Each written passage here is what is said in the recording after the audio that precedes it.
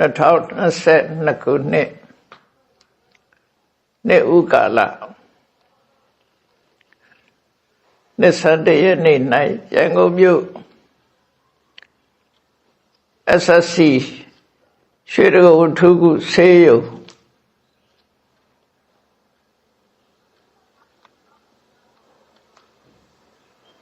ဒီဦး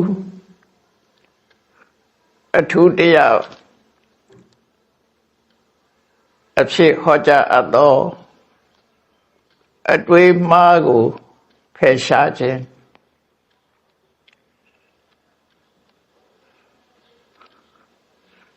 လောကလူတွေဟာစိတ်ထဲမှာအရင်တွေးကြတယ်တွေးပြီးတဲ့အခါနှုတ်ကပျော်ကြတယ်ပြီးတဲ့အခါမှာကိုယ်ဒီလက်ရောက်လှုပ်ကြတယ်နေ့စဉ်နဲ့အမျှတွေးခြင်းကစပြောခြင်းပြုလုပ်ခြင်းဆိုတာတွေ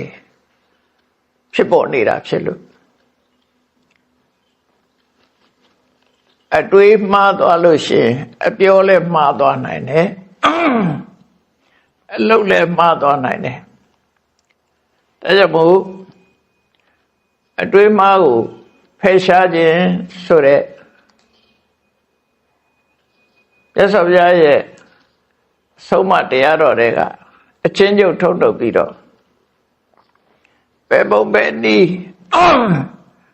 အတွေးမှားကိုဖယ်ရှားရမလဲဆိုတာမှတ်သားနိုင်ကြပါမြတ်စွာဘုရားဟောတဲ့သုတ်တန်ထဲမှာမစ္စည်းမနိကာယမှာ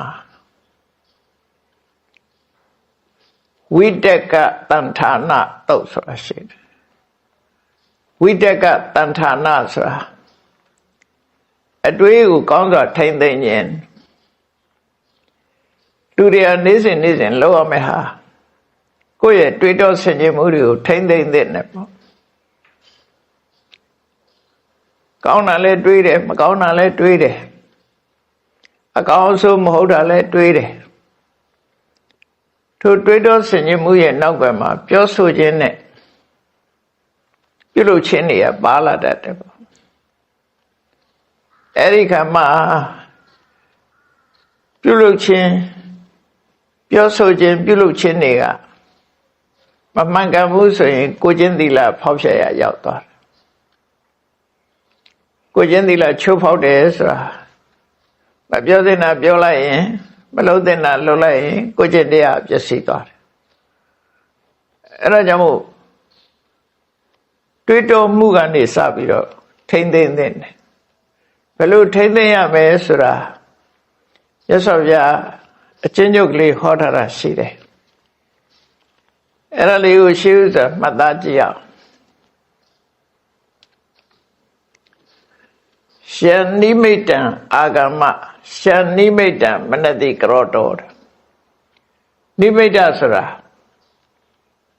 စိတ်ထဲမှာပေါ်လာတဲ့အာယုန်တွေကိုပြောတာနော်စိတ်ထဲမှာဖြစ်ပေါ်လာတဲ့အကြောင်းကိုဘာအကြောင်းကိုတွေးတာလဲဘာအကြောင်းကိုပြောတာလဲဘာအကြောင်းကိုစဉ်းစားတာလဲယံနိမိတံအာဂမယံနိမိတံမနတိကရောတောအကြောင်းအရာတစ်ခုကိုစိတ်ကူးပြီဆိုလို့ရှိရင်တဲ့ဘာတွေဖြစ်လာတတ်တုံးဆိုရင်ဥပ္ပစ္ဆန္တိပါပကအကုသလဝိတက်က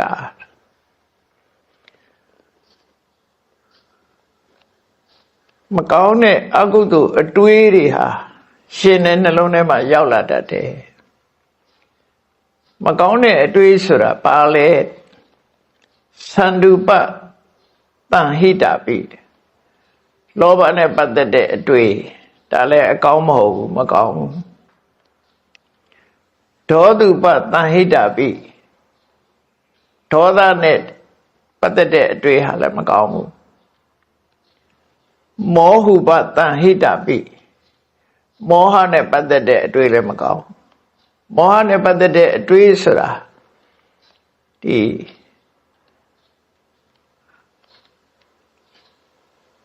တမာရီစွမ်းအားတွေပြတ်တာတို့တန်တရားတွေနဲ့တွေးတာတို့ ရားတရားတန်ခါနဲ့ပတ်သက်ပြီးတန်တရားတွေဖြစ်တာတို့အမှန်တရားနဲ့ပတ်သက်ပြီးတန်တရားတွေနဲ့တွေ့တာတို့ငါနောက်ဘဝဖြစ်အောင်မလားနောက်ဘဝမဖြစ်တော့ဘူးလားဆိုတဲ့စတဲ့ဒီအတွေးတွေတန်တရားတွေနဲ့တွေ့တာမဆုံးဖြတ်နိုင်တဲ့အတွေးတွေကဘောဥပါဒိတ်တရားလို့ခေါ်တာအမှန်တရားကိုမသိနိုင်တဲ့မောဟတွေလွှမ်းမိုးနေတဲ့အတွေးအဲ့တော့မြတ်စွာဘုရားကဆိုလိုတာအာယုန်တစ်ခုစိတ်ကူးကြံစီမိလိုက်တာနဲ့တပြိုင်နက်တဲ့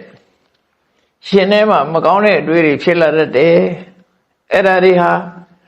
လောဘနဲ့တွေးတာလည်းဖြစ်နိုင်တယ်ဒေါသနဲ့တွေးတာလည်းဖြစ်နိုင်တယ်လှုပ်တဲ့နာမလှုပ်တဲ့နာကိုမသိတဲ့တွေးဝေးနေတဲ့အတွေးနဲ့တွေးတာလည်းဖြစ်နိုင်တယ်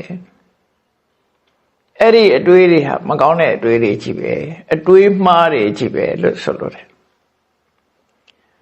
အဲ့ဒီအတွေးမှားတွေကိုဘယ်လိုဖြေဖြောင်း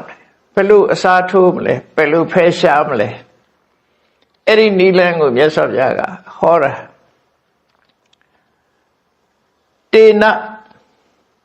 အဲ့ဒီလိုအတွေးမှားတွေရင်ထဲမှာရောက်လာပြီဆိုရင်တမ္မာနိမိတ်တာအညာနိမိတ်တာမနတိကာတဗံကုသလူပတံဟိတာတဲ့အပြစ်ကင်းတဲ့အတွေးတွေကိုပြောင်းပြီးတော့တွေးလိုက်ပါဒါလက်တွေ့ကျင့်သုံးတဲ့ဟာနော်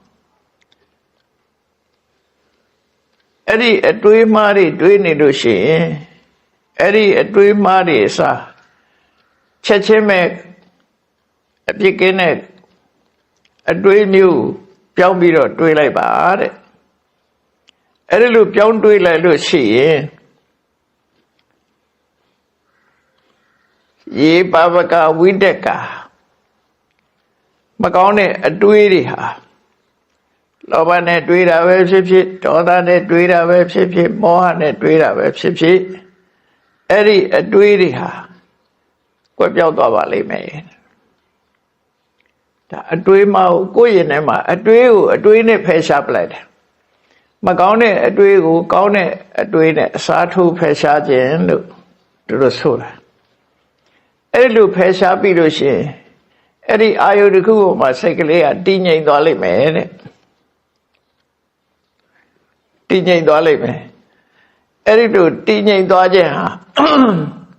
ကောင်းတဲ့မကောင်းတဲ့အတွေးတွေကိုကောင်းတဲ့အတွေးနဲ့ဖယ်ရှားနိုင်ခြင်းဟာမကောင်းတဲ့အပြောတွေမကောင်းတဲ့အပြုအမူတွေကိုဖယ်ရှားရရောက်သွားတယ်အစားထိုးဖယ်ရှားခြင်းလို့ဆိုတဲ့ဒီနည်းကိုကျင့်သုံးရမှာလို့ဖြစ်တယ်မကောင်းတဲ့အတွေးတွေတွေးနေလို့ရှိရင်ကောင်းတဲ့အတွေးနဲ့စားထိုးဖယ်ရှားလိုက်ဥပမာမြတ်စွာဘုရားဥပမာပေးထားတယ်တစ်တုံးကိုခွဲတဲ့အခါမှာတတ်ရိုက်သွင်းတတ်ကြတယ်အဲ့ဒီတတ်ကိုနောက်ထပ်တတ်တစ်ချောင်းနဲ့ရိုက်ထုတ်ရတယ်သွင်းထားတဲ့တတ်ကိုထုတ်ချင်နောက်ထပ်တတ်တစ်ချောင်းနဲ့ရိုက်ထုတ်ရတယ်အဲ့ဒါကြောင့်မို့လို့မကောင်းတဲ့အတွေးတွေကိုယ့်ရင်ထဲမှာရှိလေကောင်းတဲ့အတွေးနဲ့အစားထိုးဖယ်ရှားတာလို့သူတို့ဆိုလို့တယ်ပေါ့နော်အတွေးကိုအတွေးနဲ့ဖယ်ရှားခြင်းပဲအဲ့လိုဖယ်ရှားလိုက်တဲ့ဖြစ်ရရှိခြင်းကတော့မှားယွင်းတဲ့အတွေးတွေကိုထိမ့်သိမ်းဆောက်ရှောက်လိုက်တဲ့ဖြစ်မှားယွင်းတဲ့အပြောဆိုမှားယွင်းတဲ့ပြုလုပ်မှုအဲ့ဒါတွေဟာဖယ်ရှားပြီးသားဖြစ်သွားတယ်လို့ပြောတယ်အဲ့ဒီမှာမြတ်စွာဘုရားကဘယ်လိုအတွေးနဲ့ဖယ်ရှားရမလဲ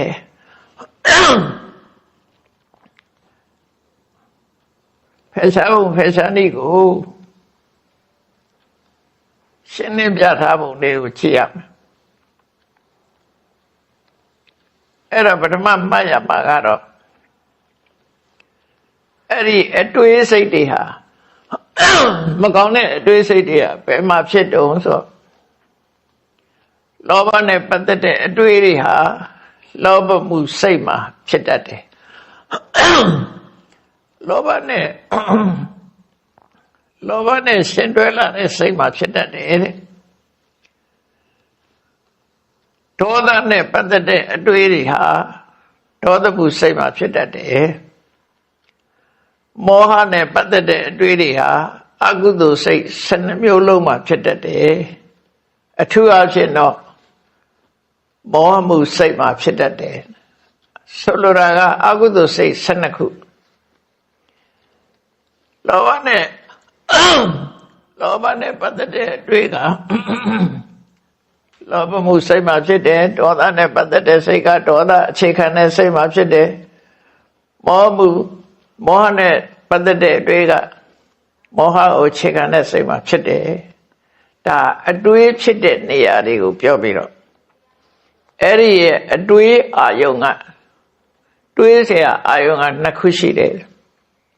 2ခုကတော့သက်ရှိလားသက်မဲ့လား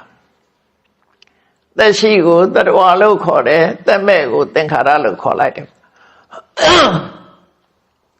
အဲ့တော့လူတွေမှာလောဘဖြစ်တာဟာသက်ရှိတတဝါနဲ့ပတ်သက်ပြီးဖြစ်တာလားသို့မဟုတ်သက်မဲ့အရာဝတ္ထုပေါ်မှာဖြစ်တာလားဥပမာပဲလူပေါ်မှာလောဘဖြစ်တယ်တဏှာဖြစ်တယ်တွေ့တာမှုတွေဖြစ်တယ်ဆိုတာသက်ရှိပေါ့သက်ရှိသရဝါတွေပေါ်မှာဖြစ်တယ်လူပေါ်မှာရင်ဖြစ်တာမဟုတ်ဘူးလောဘကအခုခေတ်ဆိုရင်အိမ်မွေးတိရစ္ဆာန်တွေပေါ်မှာလည်းလောဘဖြစ်နေကြတွေ့တာမှုတွေဖြစ်ကြတယ်တိရစ္ဆာန်တွေပေါ်မှာလည်းတွေ့တာမှုဖြစ်တယ်လူသားတွေပေါ်မှာလည်းတွေ့တာမှုဖြစ်တယ်နောက်တစ်ခါသက်မဲ့ဆိုလို့ရှိရင်ကိုမြတ်နိုးတဲ့ပစ္စည်းဥစ္စာရွှေငွေရတနာတွေပေါ်မှာလည်းပဲတွေ့တာမှုတွေဖြစ်တတ်တယ်တော့ဒီလောဘဒေါသမောဟဖြစ်တယ်ဆိုတာသက်ရှိပေါ်မှာလည်းဖြစ်တယ်သက်မဲ့ပေါ်မှာလည်းဖြစ်တယ်အဲ့လို2မျိုးဖြစ်တယ်ကောင်းပြီအဲ့တော့လောဘနဲ့ပတ်သက်တဲ့အတွေးတစ်ခုဟာသက်ရှိတတဝါတွေပေါ်မှာဖြစ်တယ်လူသားပေါ်မှာဖြစ်စေကိုမွေးထားတဲ့တိရစ္ဆာန်ပေါ်မှာဖြစ်စေသက်ရှိတတဝါပေါ်မှာလောဘဖြစ်တယ်ဆိုလို့ရှိရင်ဘာနဲ့ဖယ်ရှားမလဲရေပုံရအဖြစ်ပြောတာတော့လူချင်းတဏှာရာဂစိတ်တွေဖြစ်လာပြီဆိုရင်အတုပတင်ညာနဲ့ဖယ်ရှားပါတဲ့ရှင်စရာကောင်းတာတွေကိုတွေးလိုက်ပါလူရဲ့ဘဝလူရဲ့ခန္ဓာကိုယ်ခန္ဓာဒုက္ခန္ဓာအလုံးဟာမတရိစရာတွေဆက်ဆုပ်စရာတွေကိုတွေးပါတဲ့ဒါကိုအတုပဘာဝနာဆိုတာ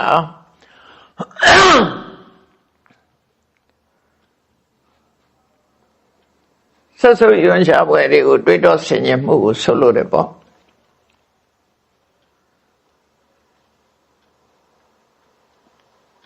ပဂတိအနေထားနဲ့ကြည့်မယ်ဆိုရင်ဘယ်သူမှမွေးကြိုင်နဲ့နှစ်သက်စရာကောင်းတဲ့အနံ့ဆိုတာမရှိဘူးအလုံးကပုတိကာယလို့ဆိုတဲ့အတိုင်းပဲမကောင်းတဲ့အနံ့တွေထွက်နေတာကြည့်ပဲအဲ့ဒါကိုရှေမိုးချိုးတန့်စင်ဖိလိပ်ပြုပြင်ထားတဲ့အခါမှာဖုံးကွယ်ထားလို့ကောင်းတဲ့အနံ့ရှိတဲ့ရောင်ဖြစ်နေတာတကယ်ကတော့မျက်စိကထွက်တာပဲဖြစ်ဖြစ်နားကထွက်တာပဲဖြစ်ဖြစ်နှာခေါင်းကထွက်တာပဲဖြစ်ဖြစ်ပါးစပ်ကထွက်တာပဲဖြစ်ဖြစ်ခန္ဓာကိုယ်ကထွက်လာတဲ့အရာဘယ်အရာမှမှုေးကြိုင်ပြီးတော့သိမ်းထားစရာမရှိဘူးအလုံးဟာရှုံးစရာအတိတ်သာဖြစ်တယ်နောက်ဆုံးမှအပြင်မှာကြည့်လိုက်ရင်လည်းစံပင်မွေးညင်းခြေသက်လက်သက်သွားအရေးဆိုတာခန္ဓာကိုယ်နဲ့တွဲဖက်ထားပြီးတော့လှအောင်ပြင်ထားတော့လှတယ်လို့ထင်ကြတယ်စံပင်ဟာခေါင်းပေါ်ကကျွတ်သွားတာနဲ့တပြိုင်နက်သမင်းခွက်ထဲရောက်လာရင်ယုံညတာပဲလေခေါင်းပေါ်မှာရှိတော့ကတော့ကောင်းတဲ့ထင်တယ်စားစရာခွက်တဲ့စပင်းမြီတစ်ခုပါလာရင်ဆက်ဆုပ်ကြတယ်ယွံ့ကြတယ် ထို့တူပဲမွေးညင်းတို့လက်သေးချိတ်သေးရလည်းပဲလက်နဲ့တွဲနေတဲ့အချိန်မှာလှပြင်ထားတော့လဲလက်ကနေပြီးဖြတ်ထုတ်လိုက်တာနဲ့တပြိုင်နက်တန်မိုးမရှိတော့ဘူးလှရဲဆိုတာမရှိတော့ဘူးသွားဆိုတာလဲထို့တူပဲ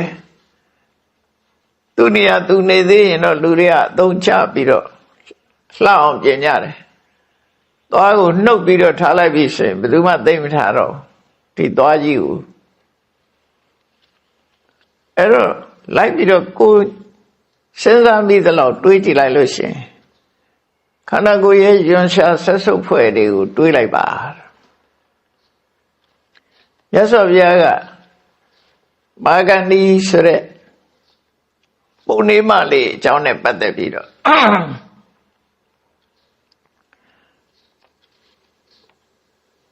တမန်အပြင်လူတွေကမာဂန္ဒီဟာအသားရည်ပုံပန်းတန်တန်အလွန်လှအလွန်ချောတဲ့အခါကျတော့အပေါ်ယံကြည့်မယ်ဆိုရင်အော်လှလိုက်တာချောလိုက်တာလို့ထင်မြတ်စွာဘုရားကအပေါ်ယံမကြည့်ပဲနဲ့အတွင်းထီအောင်ကြည့်လိုက်တဲ့အခါဘယ်လိုမေ့ရှိတယ်ဆိုကိမေဝိတံမௌဒ္ဒကရိတပုံနံ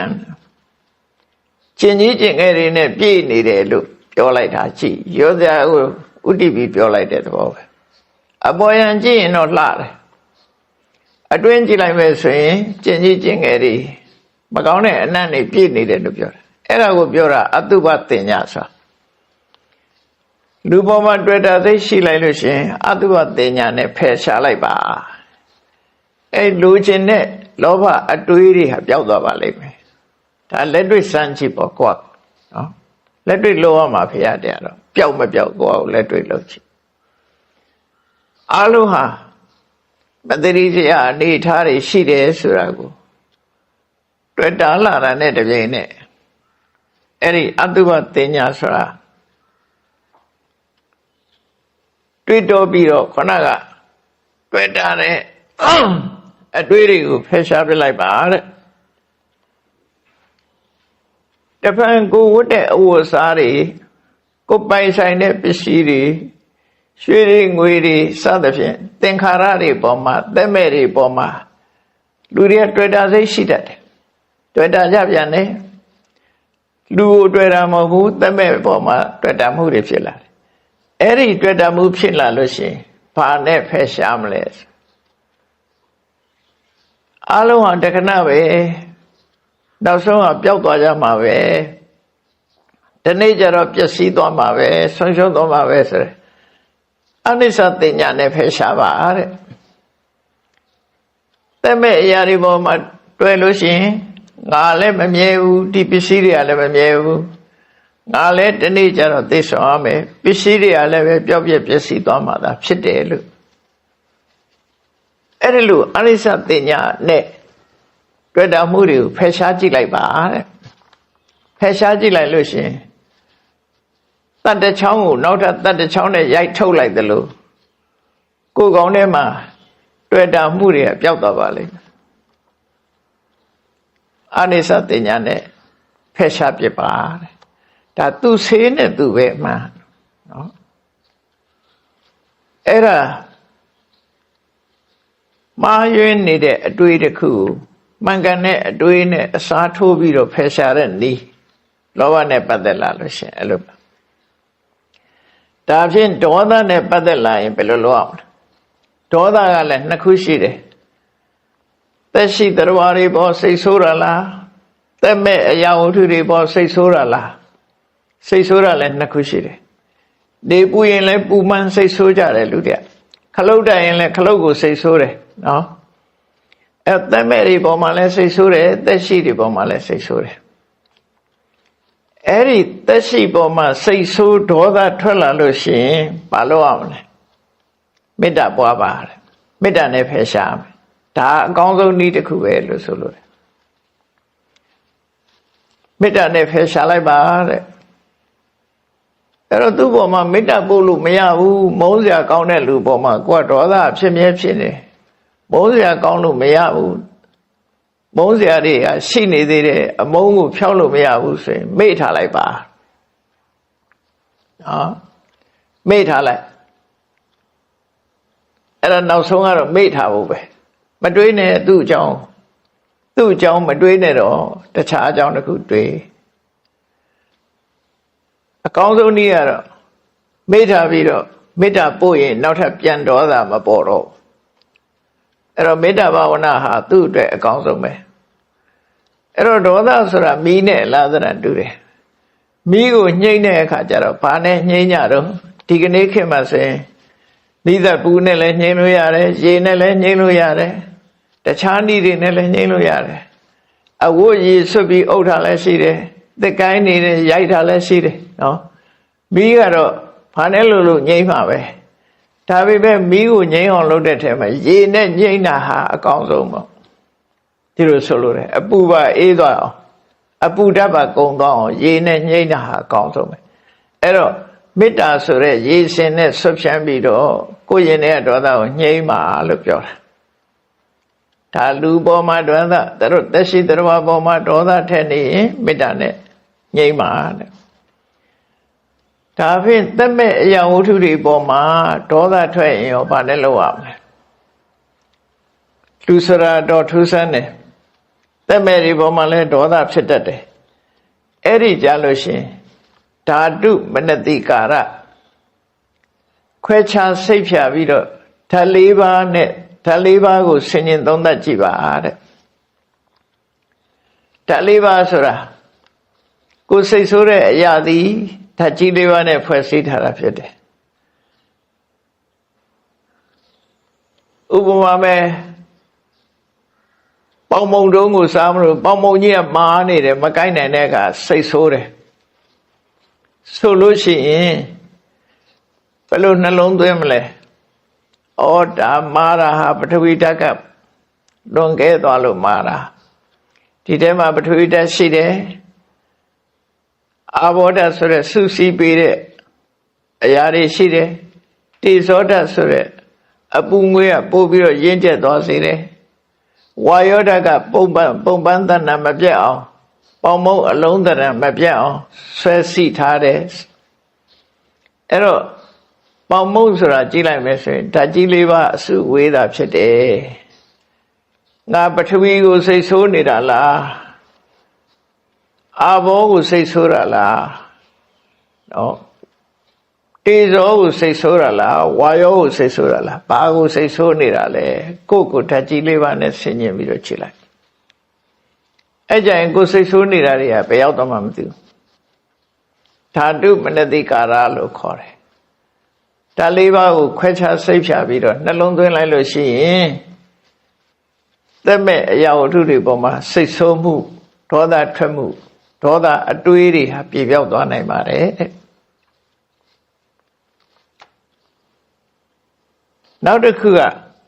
မောဟကြတော့သူကသက်ရှိသက်မဲ့မခွဲတော့ဘူးဘယ်နေရာမှာပဲဖြစ်ဖြစ်မောဟဆိုတာလှုပ်တဲ့နာနဲ့မလှုပ်တဲ့နာပြောတဲ့နာနဲ့မပြောတဲ့နာတွေးတဲ့နာနဲ့မတွေးတဲ့နာမသိလို့မတွေးတဲ့နာတွေကိုတွေးတယ်တွေးတဲ့နာကြတော့မတွေးဘူးပြောတဲ့နာကိုမပြောဘူးမပြောတဲ့နာတွေပြောတယ်ပြောတဲ့နာနဲ့မပြောတဲ့နာအမှန်မသိဘူးမသိတော့မပြောတဲ့နာကိုပြောတဲ့နာလို့ထင်ပြီးပြောမိပြန်တယ်လှုပ်တဲ့နာနဲ့မလှုပ်တဲ့နာကိုမသိဘူးမသိသည့်အတွက်ကြောင့်မလှုပ်တဲ့နာကိုလှုပ်တဲ့နာလို့ထင်တယ်လှုပ်တဲ့နာကြတော့မလှုပ်တဲ့မှုလို့ထင်တယ်မှားယွင်းချွတ်ချော်မှုတွေဖြစ်ပေါ်လာတယ်သင်္ခါရနဲ့ပဲပတ်သက်သက်ရှိတရားနဲ့ပဲပတ်သက်မောဟဆိုတာပျောက်ဖို့အတွက်ကြတော့အမှန်အတွေ့တစ်ခုနဲ့ဖယ်ရှားလို့မရဘူးအချိန်နည်းနည်းယူရမယ်အဲ့ဒီမောဟကပို့ပြီးတော့အရေးကြီးတယ်ပေါ့နော်အချိန်တစ်ခုယူရမယ်တမန်အပြင်လူတွေကလောဘဒေါသလောက်တာထင်ရှားနေတာကိုမောဟကတော့ဘာနဲ့တူတော့ဆိုရှင်ရင်လေးယူနေတဲ့အယူနဲ့တူတယ်သူယူမှတော့မသိဘူး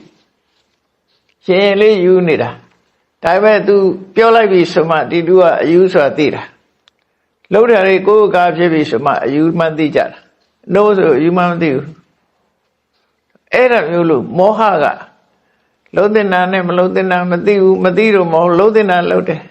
အဲ့ဒါကြောင့်မို့လို့အလွဲမှားတွေကြီးပဲသူကလုံးတတ်တယ်လုံးထားသည့်အတွက်ကြောင့်ဖြစ်ပေါ်လာတာတွေကကိုယ်ကားတွေဖြစ်ပြီးပြဿနာတွေကြီးပဲဖြစ်တယ်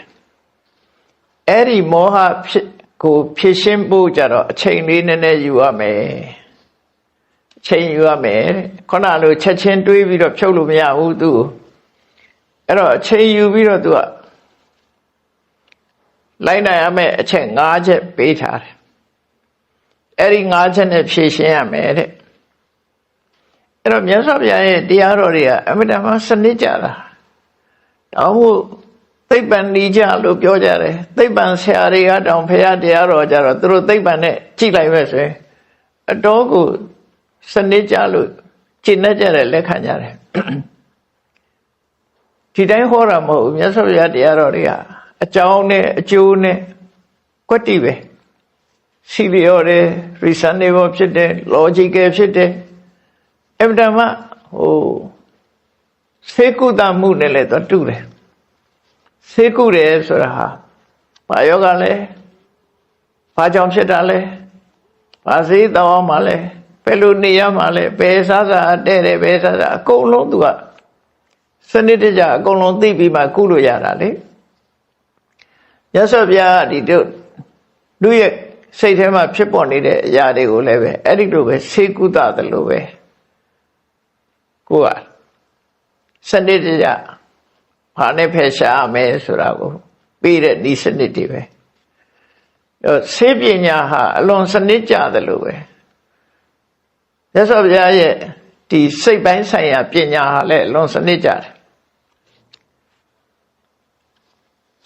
psychology ဆိုတာဒီစိတ်ပြောင်းလုပ်ပြီးတော့ကုတဲ့ psychotherapy တို့ဘာတို့ဒါတွေလည်းစနစ်တကျလုပ်ထားတဲ့အထက်ပဲမြတ်စွာဘုရားရဲ့ဒီစိတ်နဲ့ပတ်သက်ပြီးတော့ဆုံးမသွန်သင်မှုကပို့ပြီးတော့ထိရောက်တယ်ပို့ပြီးတော့စနစ်ကျတယ်လို့သူတို့ပြောရမှာအဲ့တော့မောဟနဲ့လူတယောက်ဟာတရားဝါပေါ်မှာပဲဖြစ်စေစေသက်ရှိတရားဝါပေါ်မှာပဲဖြစ်စေသက်မဲ့အရာတွေပေါ်မှာပဲဖြစ်စေ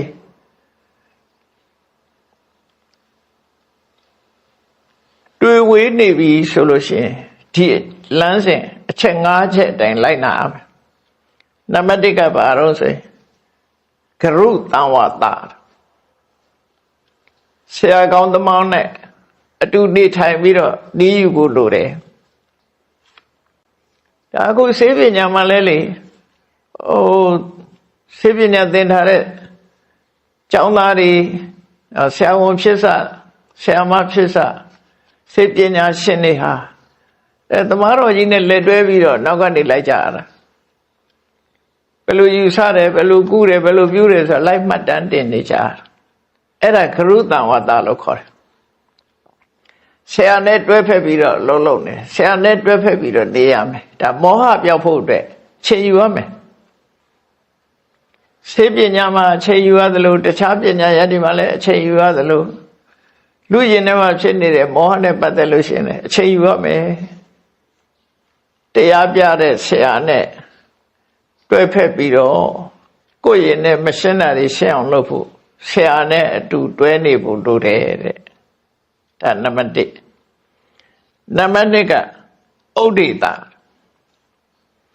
ဥဒိတာဆိုတာ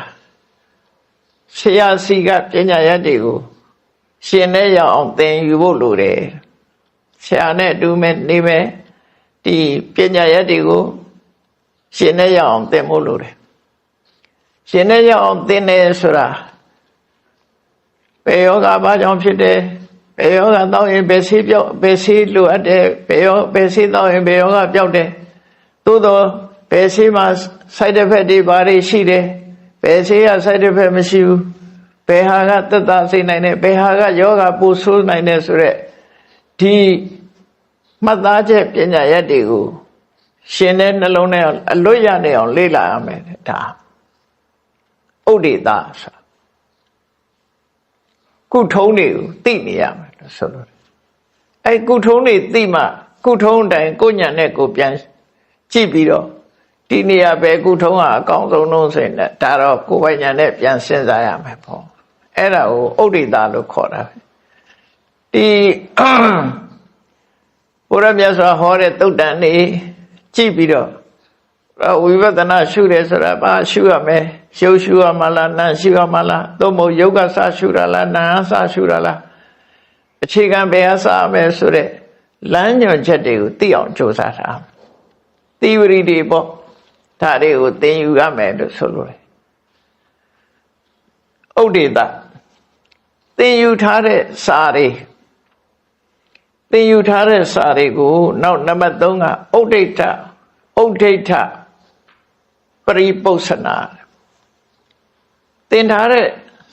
စာပိုက်တွေကိုမရှင်းလို့ရှိရင်ဆရာနဲ့ဆွေးနွေးရမယ်မေးမြန်းရမယ်ဆွေးနွေးမေးမြန်းခြင်းဆိုလုပ်ရမယ်တဲ့နံပါတ်4ကဘာလို့ဆိုရင်ကာလေနဓမ္မတဝနံသင်ပြောတဲ့အချိန်ခါလေးမှာနားထောင်ရမယ်လက်ချာတွေလိုက်ရမယ်လို့ဆိုလို့မွမ်းမသင်္นานတွေတက်ရမယ်ရသော်ဗျာတရားဆိုလို့ရှိရင်သင်ပြောတဲ့အချိန်မှာတရားထပ်နာရမယ်ဒါမှကိုမသိတာတွေကတဖြည်းဖြည်းရှင်းလာပို့ရှင်းလာတယ်ကာလေနဓမ္မတဝနာသင်ပြောတဲ့အချိန်ခါမှတရားနာရမယ်နံပါတ်5ကဘာလို့ဆိုဌာနဝိနည်းရှာတယ်ဘယ်ကိစ္စမှမဆို reasonable ဖြစ်သလားမဖြစ်ဘူးလားဆိုတာဆုံးဖြတ်နိုင်အောင်ကြိုးစားရအတွေ့အကြုံပေါ်မှာမှုတည်ပြီးတော့အမြဲတမ်းအကြောင်းအကျိုးကိုဆင်ခြင်သုံးသပ်ရမယ်ယောဂကုရနဲ့တရားရှာတာနဲ့အမတမတူညီပါတယ်အခုလည်းပဲအတွေးမှားကိုဖယ်ရှားတာဟာယောဂကုရနဲ့အလားသဏ္ဍာန်တူပါတယ်ဒါကြောင့်မို့အဲ့ဒီမှာအကြောင်းနဲ့အကျိုးကိုအမြဲတမ်းစစ်ဆုံးဖြတ်နိုင်ရမယ်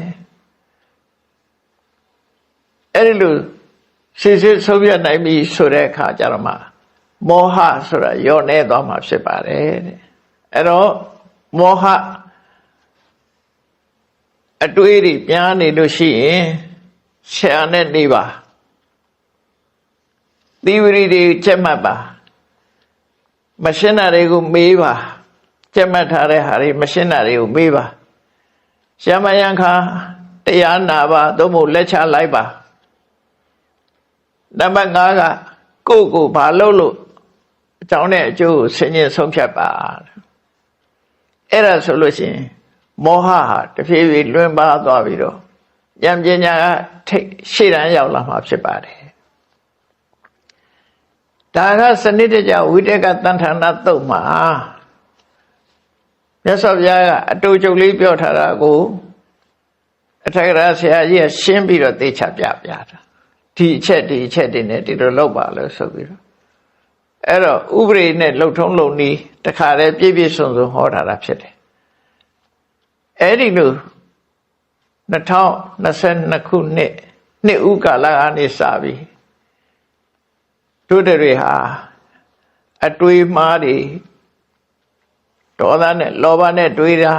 ဒေါသနဲ့တွေးတာမောဟနဲ့တွေးတာအဲ့ဒီအတွေးမှားတွေကိုအခုပေးထားတဲ့ဤစနစ်နဲ့ဖြည့်ရှင်းကြည့်မယ်နော်မှန်ကန်တဲ့အတွေးတွေတွေးနိုင်မှတို့တွေကမှန်ကန်တဲ့အပြောတွေမှန်ကန်တဲ့အလုပ်တွေဖြစ်လာမှန်ကန်တဲ့အပြောမှန်ကန်တဲ့အတွေးတွေးလို့မှန်ကန်တဲ့အပြောမှန်ကန်တဲ့အလုပ်လုပ်လာလို့ရှိရင်ပြဿနာနည်းပြီးတော့ဘဝမှာပိုးပြီးတော့အဆင်ပြေလာနိုင်တယ်မြည်သည့်ကိစ္စမှမဆိုဒီတရားတော်ဟာအလုံးအတွက်နေ့စဉ်ဘဝအတွက်လမ်းညွှန်ပေးတာဖြစ်တယ်မူရင်းသုတ်တံကဝိတက်ကတန်ထာနာအတွေးကိုကောင်းစွာထားခြင်းမစ္စည်းမနိကေမှာအတွေးကိုကောင်းစွာထားခြင်း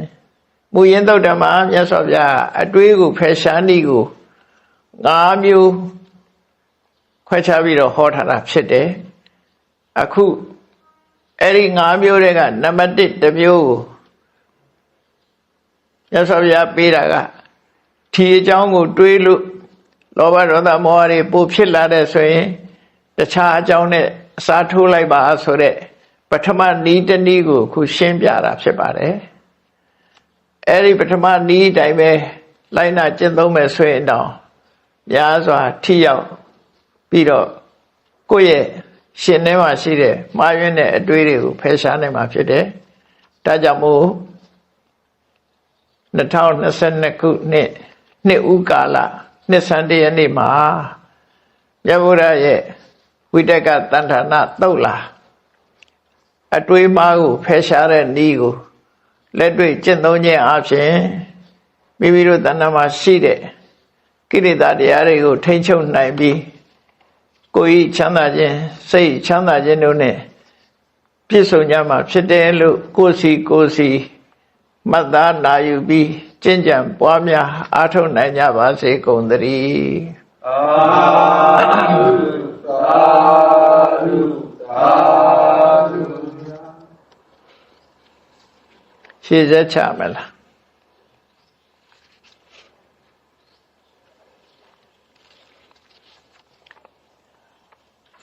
ရှေ့ဆက်ချရအောင်ကဲအရှင်ဖေယဖေယတပိတော်တို့သည်2022ခုနှစ်နှစ်ဥကာလနှစ်ဆန်းတရက်နေ့အခါသမယဝေဓမ္မအတိညာရရှိစေရန်ရှိတန်ကြလျက်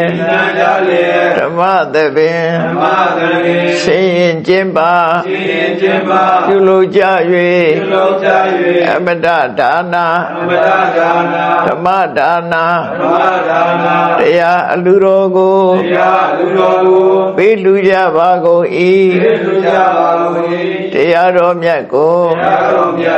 ယုတိလေးမြတ်စွာမမတ်သားသာအာယုထားလျက်နာကြားကြပါကုန်၏တရားတော်မြတ်ကိုတတ္တဗဝတ္ထုအစုစုတို့ဖြင့်ပူဇော်ကြပါကုန်၏ယနေ့ယခုအာထုတ်ပြုလုပ်ကြရသောဤကောင်းမှုဤကုသိုလ်စုစုသည်နိဗ္ဗာန်ချမ်းသာ၏အကြောင်းထောက်ပံ့ဖြစ်ပါစေတည်းဤကောင်းမှု၏အဖို့ဘာကကိုအမိအဖအဖို့အဖွာဆရာသမားမှစ၍ကဘာသူကဘာသာလူနတ်ပြမသတ္တဝအများတို့အားအမြဝေငှပါကုန်၏ကုသိုလ်အမြကိုယ်စီရကြကုန်သည်ဖြစ်၍ကိုယ်စိတ်နှဖျားချမ်းသာကြသည်ဖြစ်ကြပါစေကုန်သတည်းအာဟုတရားကြသမျှအမြရောမူကြပါကုန်လောသာဓုသာဓုသာဓုအာဟုတရားကြသမျှအမြရောမူကြပါကုန်လောသာဓုသာဓုသာဓုအာဟုတရားကြသမျှအမြ